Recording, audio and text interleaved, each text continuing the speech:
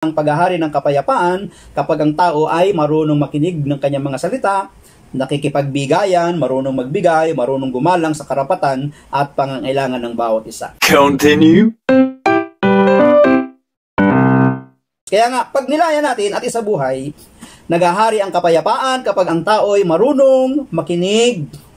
Saan? Sa mga aral at salita ng Diyos. Naghahari ang kapayapaan kapag ang tao ay nagbibigayan at gumagalang sa karapatan at pangangailangan ng bawat isa. So, minsan meron din tayong kailangan gawin para yung kapayapaan dumating sa bawat isa, sa bawat grupo, sa bawat samahan. Ano yung dapat gawin? Magbigayan. Give and take.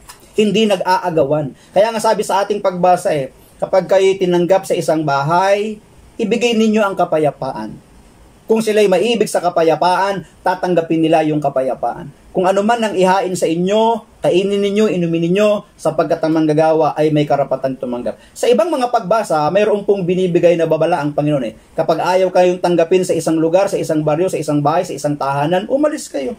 Bakit? Hindi kailangan makipag-argue, hindi kailangan makipagtalo, hindi kailangan makipagpilitan. Sapagkat kapag mayroong pagpipilitan, mawawala ang kapayapaan. Sapagkat kung ang isang tao ay maibigin sa kapayapaan, dapat naroon sa kanya yung pakikipagbigayan. Nagbibigayan, gumagalang o rumirespeto sa karapatan ng bawat isa para mapanatili yung kapayapaan. Yung pagkakaisa. So at pangangailangan ng bawat isa.